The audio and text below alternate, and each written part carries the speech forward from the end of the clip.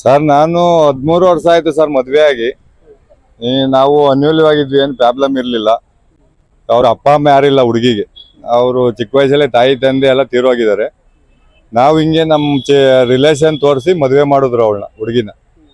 ಅವಳು ಇವಾಗ 13 ವರ್ಷದಿಂದ ಇದ್ದು ಏನು ನಮ್ಮ ಪ್ರಾಬ್ಲಮ್ ಇಲ್ಲ. ಇವಾಗ ಒಂದು 15 ದಿವಸದಲ್ಲಿ ಕಂಪ್ಲೇಂಟ್ ಕೊಟ್ಟಿದ್ಲು ನನ್ನ ಮೇಲೆ. ತೊಪ್ಪ ಅವರಪ್ಪ ಹೊತ್ತಿ ಅವನಿಗೆ ಹೊಡಿತಾನೆ, ಟಾರ್ಚರ್ ಕೊಡ್ತಾನೆ ಅಂತ ಕಂಪ್ಲೇಂಟ್ ಕೊಟ್ಬಿಟ್ಟು ನನ್ನ ಮನೆಯಿಂದ ಆಚೆ ಆಗಿದ್ಲು. ವಿಷ ಕುಡಿತೀನಿ, ಪಾಲಿಡಾಲ್ ಕುಡಿತೀನಿ ಅಂತ ಆಚೆ ಹಾಕಿದ್ಲು. ಅವ್ರ ಪೊಲೀಸವರು 3 ತಿಂಗಳು ಟೈಮ್ ಕೊಟ್ಟಿದ್ರು. ಇದು ರೂರಲ್ಲು KBDTL ಹತ್ರ ಕಂಪ್ಲೇಂಟ್ ಕೊಟ್ಟಿದ್ವಿ. ಅವ್ರು 3 ತಿಂಗಳು ಟೈಮ್ ಕೊಟ್ಟಿದ್ರು. ನೋಡಮ್ಮ ಗಂಡ ಹೆಂಡತಿ ವಿಚಾರ ಅದು ಏನು ಅನುಸರಿಸ್ಕೊಂಡವ್ರಿ. ಅವ್ರು ಬಾಡಿಗೆ ಕಟ್ಟಕ್ಕೆಲ್ಲ ಹೇಳಿದ್ರು, ಬಾಡಿಗೆ ಸಂಘ ಪಂಗ ಏನವೆಲ್ಲ ಕಟ್ಟಕ್ಕೆ ಹೇಳಿದ್ರು. ನಾವು ಚೆನ್ನಾಗಿ ನೋಡ್ಕೊತಾ ಇದ್ವಿ. ಆಮೇಲೆ ಇವಳು ಬಂದು ಕಂಪ್ಲೇಂಟ್ ಕೊಟ್ಮೇಲೆ ಹಿಂಗೆ ಹೋಗಿ ಕಂಪ್ಲೇಂಟ್ ಒಂದು ವಾರಕ್ಕೆ ಮದುವೆ ಮಾಡ್ಕೊಂಡವಳು ಇನ್ನೊಬ್ಬನ. ನನ್ನ ಮನೆಯಿಂದ ಆಚೆಗೆ ಹಾಕ್ಬಿಟ್ಟು ಇನ್ನೊಬ್ಬನ ಜೊತೆ ಮದುವೆ ಮಾಡ್ಕೊಂಡಿದ್ದಾಳೆ. ನನಗಾಗಿರೋ ಇದು 13 ವರ್ಷದಿಂದ ಚೆನ್ನಾಗಿ ನೋಡಿ ನಾವೆಲ್ಲ ಚೆನ್ನಾಗಿದ್ವಿ. ತಪ್ಲಿ ಹುಡುಗಿ ಅಂತೆಲ್ಲ ಚೆನ್ನಾಗಿ ತಂದು ಹಾಕೊಂಡು ನಮ್ಮ ಮಗನು ಚೆನ್ನಾಗೆಲ್ಲ ಸಾಕಂಡು ನಾವಿದ್ವಿ. ಇವಾಗ ನಮಗೆ ಮೋಸ ಮಾಡಿ ಹೋಗಿದ್ದಾಳೆ. ಅದು ಪರಿಹಾರ ಏನು ಅಂತ ಸಿಗ್ಬೇಕು ಸರ್.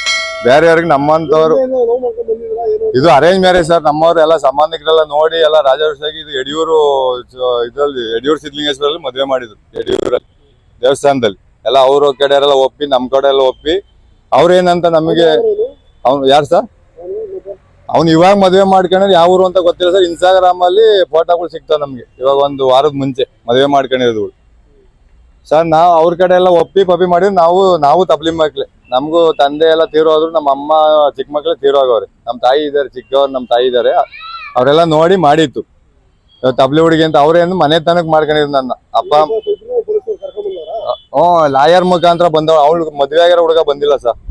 ಅವ್ನು ಯಾರೋ ಜೊತೆಲಿ ಒಬ್ಬ ಹುಡುಗ ಫ್ರೆಂಡ್, ಅವ್ನು ಮದ್ವೆ ಆಗಿರೋ ಹುಡುಗನ್ ಫ್ರೆಂಡ್ ಬಂದವನೆ. ಅವಳು ನನ್ನ ಹೆಂಡತಿ ಒಬ್ಳು ಬಂದಿಲ್ಲ, ಮಗ ಬಂದಿಲ್ಲ. ಮಗನ್ ಏನ್ ಮಾಡೋರು ಅಂತ ಗೊತ್ತಿಲ್ಲ. ಮಗನ್ ಎಲ್ ಮಾಡಗವ್ರು. ಮಗ ಬೇಕು ಸರ್, ಅವ್ನ್ ಬಿಟ್ಟು ನಾನಿಲ್ಲ. ಮಗ ಬೇಕು. ಇವಳು ಎಲ್ ಮುಚ್ಚಿ ಮಾಡ್ಕೊಳ ಬಂದಿಲ್ಲ ಮಗನ್ನ. ಇವಳು ಜಮೀನು ಎಲ್ಲ ಅಡ ಮಾಡಿ ಮದುವೆ ಮಾಡ್ಕೊಂಡು ನನಗೆ ಮೋಸ ಮಾಡಿ ಹೋಗಲ್ಲ ಸರ್. ನಾನ್ ಜಮೀನೆಲ್ಲ ಮಾಡಿಸಿ ನಾನು ಕಷ್ಟಪಟ್ಟು ದುಡ್ದು ಮಾಡ್ಕೊಟ್ಟಿದ್ದೆ ಹೆಂಡತಿ ಮಗ ಚೆನ್ನಾಗಿರ್ಲಿ ಅಂತ. ಇಲ್ಲ ಮಾರ್ಕೊಂಡ್ ತಿನ್ನಂಗಿದ್ರೆ ಯಾವತ್ತೋ ತಿನ್ನಿವ್ ನಾನು. ಇವಳೆಲ್ಲ ಮೋಸ ಮಾಡಿ ಜಮೀನ್ ಐತೆ ಅಲ್ಲಿ ಹೋಗ್ಬಿಟ್ಟು ಅವ್ನು ಜಮೀನ್ ಆಸೆಗೋಸ್ಕರ ಇವ್ನು ಮದುವೆ ಮಾಡ್ಕೊಂಡಿರೋದು. ಹೌದು ಸರ್. ಇವಾಗ ಅವ್ರ ಅಪ್ಪನ ಮನೆಯಿಂದ ಬಂದಿತ್ತು. ಅವ್ರು ನಮ್ಗೆ ರೈಟ್ಸ್ ಇಲ್ಲ. ಅದು ಹಂಗಾಗಿ ಹೆಂಡತಿ ಹೆಸರು ಮಾಡಿಕೊಟ್ಟಿದೆ. ಇವಾಗ 50 ಲಕ್ಷ ರೂಪಾಯಿ ಬೆಳೆ ಬಾಳ್ತದೆ.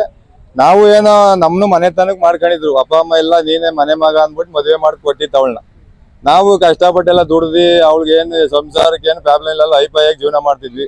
ನಮ್ಗೇನು ಪ್ರಾಬ್ಲಮ್ ಇರಲಿಲ್ಲ. ಸಾಲ ಪಾಲ ಎಲ್ಲ ಇದ್ರು. ಅವಳಿಗೇನು ನಾವೇನು ಹಿಂಸೆ ಕೊಡ್ಲಿ, ಎಲ್ಲೂ ದುಡ್ಕೊಂಬಂದು ಅವಳು 13 ವರ್ಷದಿಂದ ಎಲ್ಲೂ ಕೆಲಸ ಮಾಡಿಲ್ಲ. ಚೆನ್ನಾಗಿ ನೋಡ್ಕೊಂಡಿದ್ವಿ.